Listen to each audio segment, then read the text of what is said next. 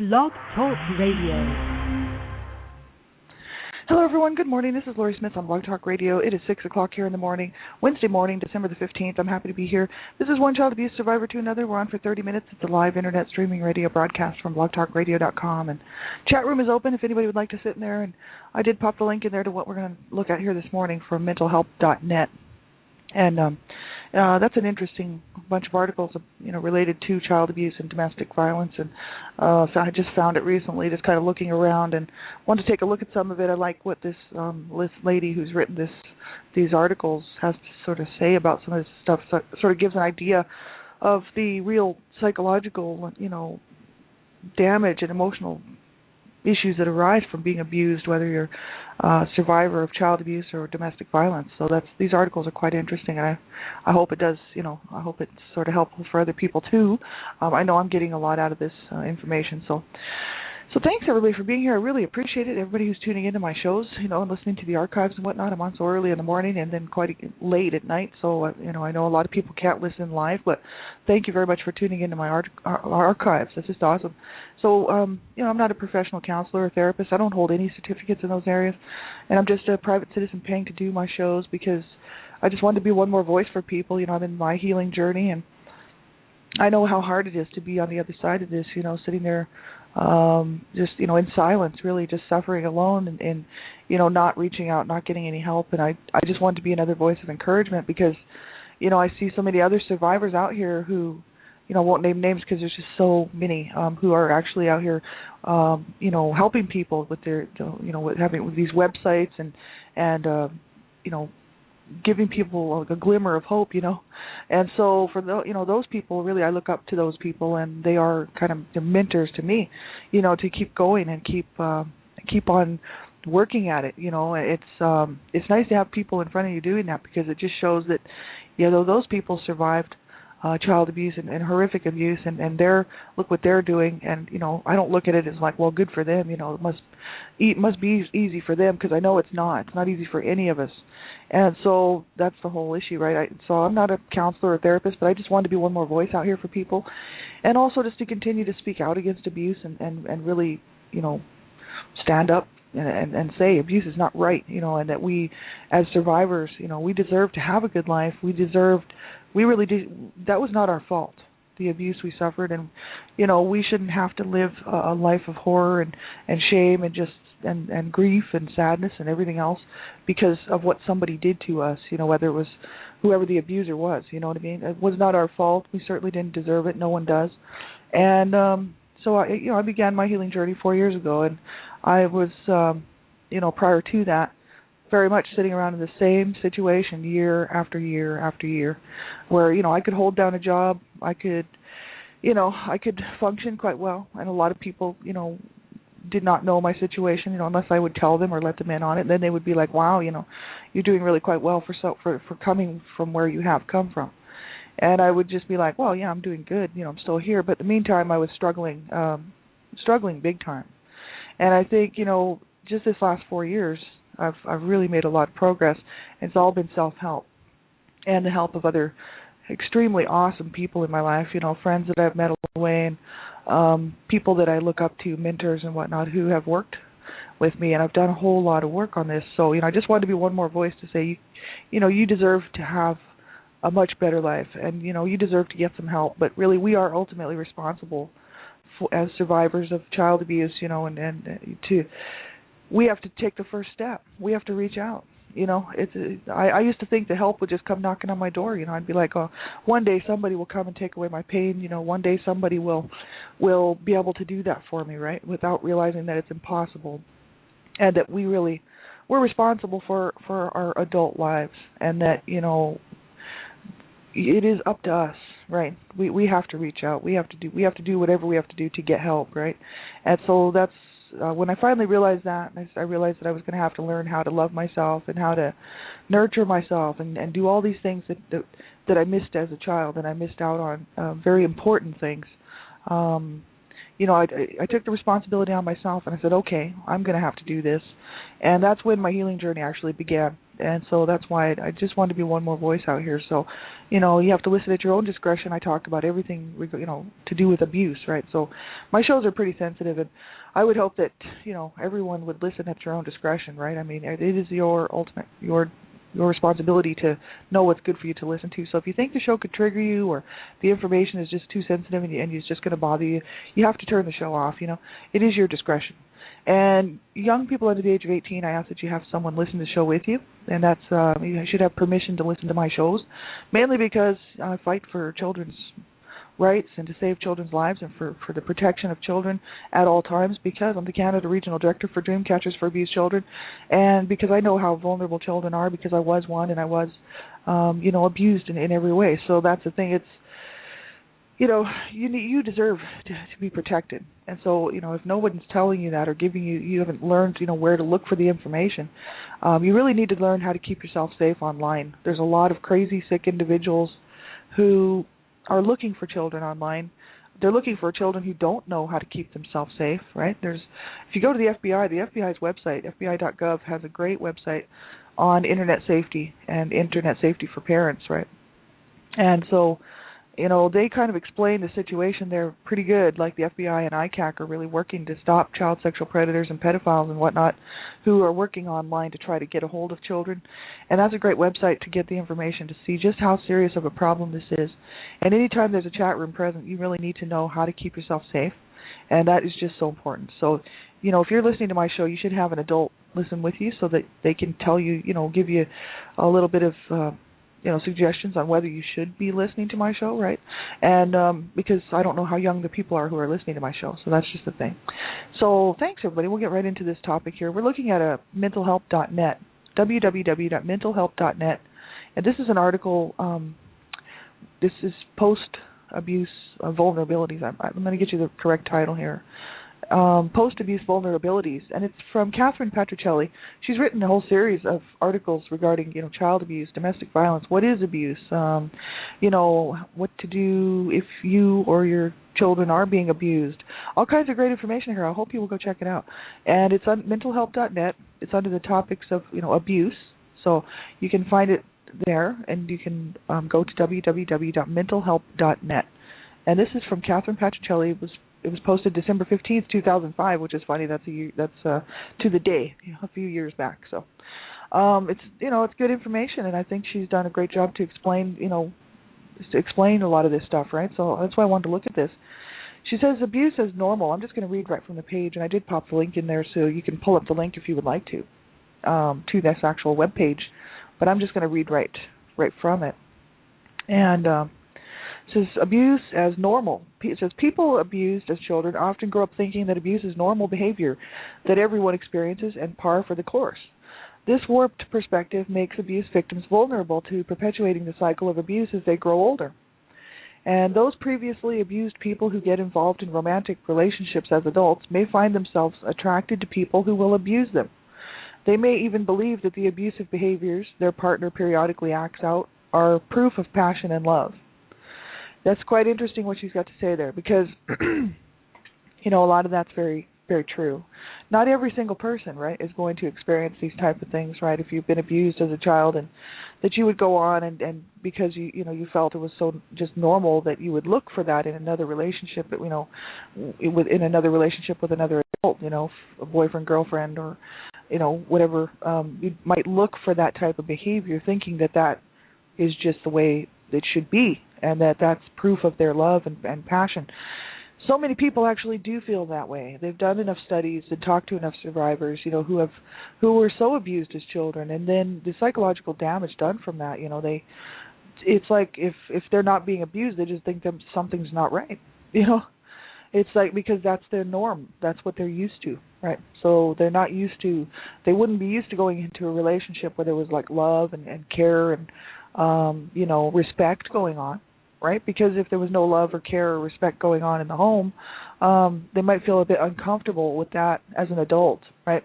This can happen, totally. And I think it depends on how much normal stuff the survivor actually sees. I do a lot of research on this stuff, right? Because I'm very much interested in, in doing my own healing journey, right? So I'm always looking and always thinking about my own situations, people that I knew, I knew so many people who were in abusive situations and so many children who were abused when I was young. I actually know, like I could count them off, but it would take me a while, and maybe one show, that's what I'll do. I just wouldn't name them by name. But the thing is I knew a whole lot of people who were abused by their parents, by their parents, by their step parents, absolutely horrible, right?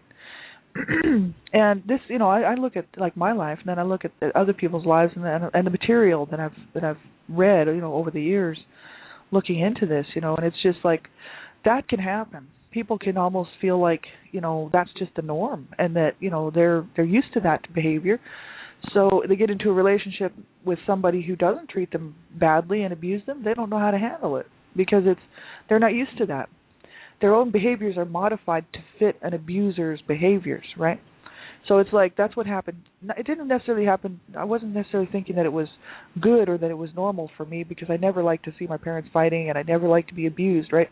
I did not enjoy being abused, let me tell you that. And so, but that didn't mean that it wasn't normal for me. You know what I mean? And as I got into my own relationships, I didn't have very many because I didn't trust very many people. So I really didn't trust anybody, but I'd give it a go with some people. And, I only had a couple of relationships where, I felt that I actually, sort of was in love with this person and thought about even spending time with them, you know what I mean? Because otherwise I kept to myself pretty much, and just a handful of friends, because I really didn't trust anybody all through my childhood or my adult years, really. And so, I would get into these relationships. One of them had the potential to be very abusive because the guy was abused as a child as well. And so he was also an alcoholic who was recovering, right? And I was a drug addict who was recovering. And the two of us growing up abused like that, and then both of us having our own issues with substance abuse, alcohol and substance abuse, even though we were recovering, not doing that anymore, we had so many issues that we had to work out. And I was with this guy for 2 years, and we would have killed each other. Absolutely we would have, because we had not worked out any of our issues. He had not worked out any of his. I had not worked out any of mine. We actually broke the relationship off. He did. He ended it, and I was hurt, and I thought, here's this guy that I truly love, but yet we would kill each other. And I knew it because I had seen my parents try to kill each other for years. So I knew that behavior, right? And I told him, I said, you wouldn't hurt me, because we both knew about each other's past and everything. And he's like, well, he says, I might, right? I can't control, I'm so used to this that I might hurt you. And I was just like, well, you wouldn't do that. I wanted to believe in my mind that he wouldn't do that, right? And so when it started to become violent, and, he started to hit, and punch walls and punch cabinets instead of me, I realized that the next time it could be me. You know what I mean? So we called it off, and it was mutual. As much as I didn't want to see it end, because I truly loved him, But then I met another man years and years and years later who I really, felt was the one. You know what I mean? And we're still together today. And but my behaviors were so screwed up. You know what I mean? So that when I got into this relationship, I just was handling, excuse me, I was handling things the way that I was taught. The way that I had grown up. So, anytime we had an argument, I would become violent. He wouldn't, like I would. So he was actually quite a little bit scared of me, because he was just like, whoa, I'd be like breaking dishes and throwing things around in the kitchen. That's what my mom used to do. I never did hit him, you know what I mean? I didn't like physically assault him or anything like that. But the thing is I was very much just acting and behaving like my mom, right? And cursing him and yelling at him and, getting really irate. That's how my mom was, right? Any situation that happened would get blown way out of proportion and handled extremely badly, right? So things that you should be able to talk about and sit down at a kitchen table and say, oh, let's talk this through, I'm not happy with this. And, then, just being normal people, just sitting around saying, well, let's work this out, because my needs aren't getting met, and, I need to talk about this, right? Instead of learning how to do that properly, I really had no idea how to handle myself in a situation without becoming violent or without becoming extremely angry and blowing the whole thing out of proportion. So, because that's how I grew up, right? That's why, people in my home got hurt, right? Because my parents took it to the extreme on every level. There was no timeouts. There was no, let's sit down and talk. There was no communication, period, in my home. The communication was a fist, a belt, a heavy object, right? Possibly getting burned, getting thrown across the room and kicked and punched and beat on, whatever they could get a hold of. That was communication in my home. I ate and that's what I sort of say sometimes is, we ate and drank and slept abuse. You know what I mean? Like we were just, that's how my family handled everything, right? So, when you grow up like that, you just take that into these relationships. And I almost didn't know what to think about this relationship, because here was this guy, and I felt that I was, in love with, and he didn't like my behaviors. He was kind of pushing back a little bit, saying, you're so violent. Why do you have to be this way? And I'd be like, you get out of my face, right? Because I was always the one who was saying, you're going to get hurt before I do. You know what I mean? That's just my own protective measures, right, from being abused as a child. And he would point out stuff to me, but we actually had to break up after the first year. We broke up after a year of living together, and I moved out for a year, and then my mom passed away, and I had to do a whole lot of work in that year to first of all, because I loved this man, and I thought, man, I'd rather let him go and move on than stay living like that, because I can't keep treating him like that. We're never going to be able to get along that way. And, he's going to have to understand where I'm coming from, from a life of abuse and hell, really. And so, a lot of times people do carry this stuff into relationships without even realizing it, because it's the norm, you know what I mean? And it's not that they like it or that it feels good to be abused, because it doesn't. A lot of people have this, some people are so psychologically damaged, and they do need psychological help, when they think that it feels good to be abused.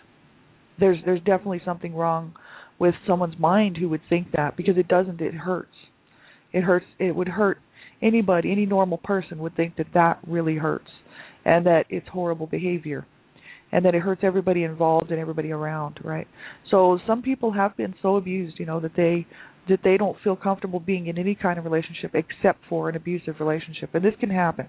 Absolutely horrible. Now, I knew I didn't want to live like that, but I had to learn how to straighten up my behaviors, and I also had to learn how to set boundaries on what I was going to accept from other people and how I was going to let other people treat me. And so, I have done a whole lot of work in the last 15 years, even though I really didn't start my healing journey until 4 years ago. I have been working on this my whole life. This is what happens. This is the effects of child abuse, and secondhand domestic violence, and what it does to somebody. It can take a lifetime, and I think that quite often it does, to try to work through this stuff, because we're having to go back and undo and relearn everything. And, it is very, very hard. And especially if you don't have a whole lot of support, or, I'm just blessed. I have a lot of people in my life who do care, and, but it wasn't always that way. And so that's why and they're not family members, they're friends, right? So my family's still very much dysfunctional, and nobody in my family really cares about anybody but themselves, right? So it's harsh. It's very, very harsh. So, I would say just, get some help. If you're dealing with this situation and you're in this situation and you just can't seem to get out of it, make sure that you get some help. It is so important. And she goes on to say here, she says, alternatively, abuse victims may have internalized the ethic of abuse and may think that it is a normal and appropriate way to deal with others, right? Parents who were abused as children may find it easy to rationalize abusing their own children, and the quote-unquote spare the rod and spoil the child is a common refrain here. That is something that people say all the time, and actually it's a misuse of biblical terms. And the reason I know this is because I do a lot of studies. You can check out my Bible study if you'd like to. I do one every Sunday here on Blog Talk Radio. But the thing is, I've studied the Bible, and I did a whole lot of looking into especially that particular saying, because I hate that saying, spare the rod, spoil the child, because the rod was used to guide the sheep. Was not used to beat on the sheep. As a matter of fact, no shepherd back in the old days would have beat on their sheep at all, because the sheep were their livelihood, and they treated their sheep very well, and they treated them with care, because those sheep were their livelihood, and they wouldn't beat on their sheep. You know what I mean? So what it was is they would guide their sheep with this rod. The sheep would follow the rod, right? And wherever the shepherd would go with the rod, that's where the sheep would go. And if one got out of line, you could use the rod, and you could show the sheep the rod, and you could just gently line up the sheep back in with the other sheep. No, those shepherds don't have to beat on their sheep, right? But then people took that as, because people are very violent, right? And sick people with sick minds would think, oh yeah, spare the rod, spoil the child. It's that was never what the term was supposed to mean. Was if you don't beat on your children, you're spoiling them, sort of thing, right? If they act up and you think they need a beating with a rod, well then you got to give it to them. That's just ignorance, and it's just the fact that people don't educate themselves, and so I hate that saying because people misuse it, and it's just completely wrong. Yeah, you don't want to spoil your children. Just spoiling your children was not a good idea either. Beating on your children is not a good idea either. It's better to teach them properly. Too many parents have children and just think that for some reason these kids are going to grow up on their own and they're not going to have to have any responsibilities, and they're just going to be able to breeze through it, and that they won't have to do anything for the child, And then when the child, becomes a burden to them, and they have to realize that, whoa, now I have all this responsibility because I have this child or this baby, and I don't want this responsibility, and this child's driving me crazy because I haven't done anything to bring this child up properly, and I'm ignorant myself, and so my child is not acting properly and behaving properly. Then parents think they have the right to beat on their children and abuse their children, right? And when you see a child acting up and having behavioral problems, take a look at the parents. And you have to see them behind closed doors, because quite often people will behave two totally different ways, and that's very common. Most people actually do have many hats and many faces. They will behave a certain way out in public that they think is acceptable. When they get home behind closed doors, they will behave another way. And that's usually generally who the real person is. They come out when there's nobody around. They can allow themselves to be their own people. And so, I always say, the apple never falls that far from the tree. So if a child's, acting up and having behavioral issues, you better take a look at the parents or whoever's raising that child, because, or whoever's got a hold of that child. If the child spends an enormous amount of time at a daycare, and then because parents have to work and then comes home with all these bad attitudes and bad behavioral problems, well, there you go. It's because they're picking up all this horrible stuff from somebody else, right? But so many people just think, spare the rod, spoil the child. And I hate that saying, because it's so incredibly wrong. And if people would just educate themselves and stop being so ignorant, then they would know that doesn't mean, got to beat the children when they're, you can't spoil them. It actually has nothing to do with beating anybody. It's about guiding. It's about leading. You got to lead your children. You got to guide them. You got to keep them safe. You got to protect them. And you need to be their best number one teacher as a parent. And so many children, just don't get that. Like, my parents were, my God, two of the most ignorant people on the planet. I will say that. And a lot of people liked them. They had a lot of support, but they were two of the most evil, malicious, sadistic, evil people that you could ever possibly meet behind closed doors. That's why I went public with my story, and that's why, I wrote a book, A Life of Death or Redemption, and Levita Juvies, just kind of, just completely telling it like it is and breaking the silence. And I did not sugarcoat it. I just told it like it was. And so many times people, they will support abusers, because abusers are quite often nice to other adults, right? Their friends. Of course, abusers are going to be nice to their friends. And then they're going to go home and they're going to beat on their husbands and wives, and they're going to beat on their children, right? And my family was completely dysfunctional, and even the adult siblings who had their own relationships. Well, one of my sisters was an abuser, and another sister was a victim of domestic violence and abuse. One of my brothers is I would say he's an abuser, even though he keeps his cool, but he did abuse his own son. And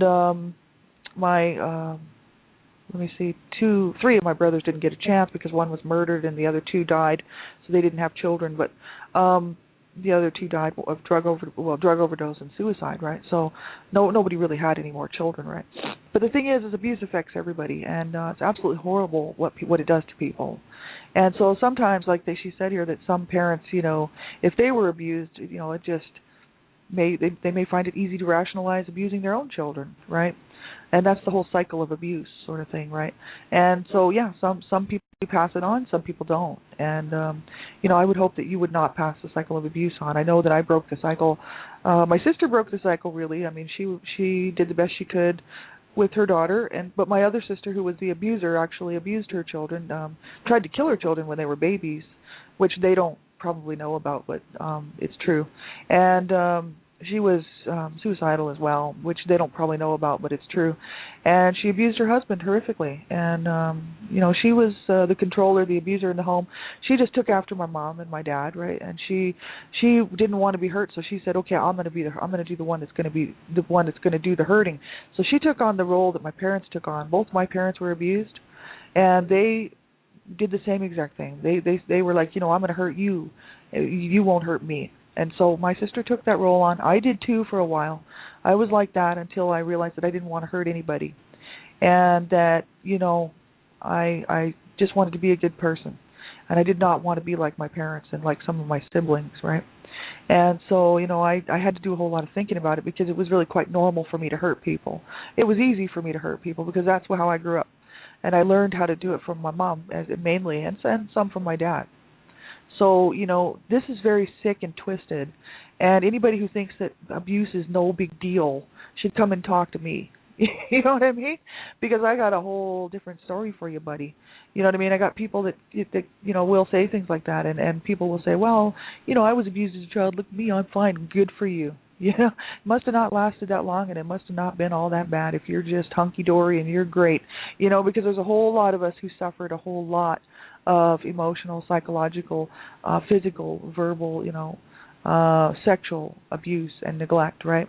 And, when you sit there and you think, well, it just goes on and on and on. I know so many survivors that survived years and year, a whole lifetime of abuse, right? And that's my story pretty much, until I became really an older adult. You know what I mean?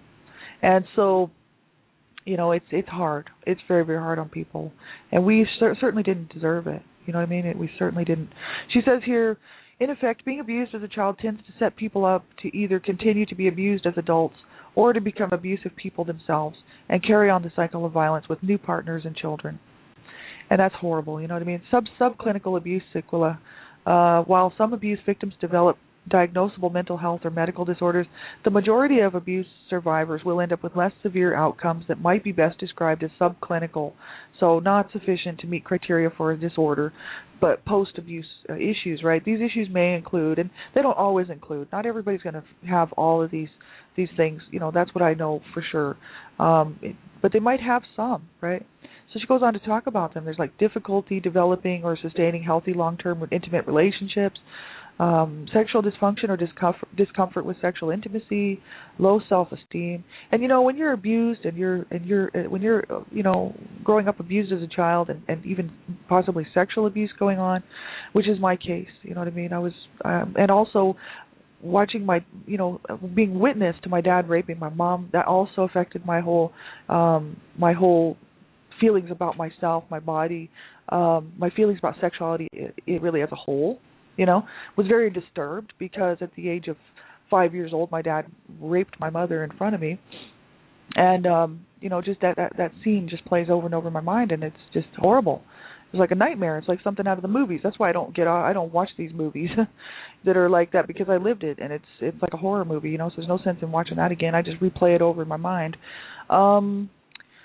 It's just horrible, and then to be abused sexually by my brother. My brother was molesting me when I was 8 years old, and really had a huge toll on my body. And then my mom, growing up, my mom was so highly abusive and so highly screwed up in the head, that, when I was a small child, 8, 9, 10 years old, she was calling me a slut and a whore, horrible names, right? The C word, which I don't even want to say on here, that word just disgusts me, and she used to call my sister and me these names. My sister as well, not just me. My sister, who was 5 years older than me, she was next in line with me, and we always shared a room, and my mom treated her not exactly the same as me, but she did call her the same names. So she didn't beat on her. My sister, she didn't abuse my sister physically like she did me.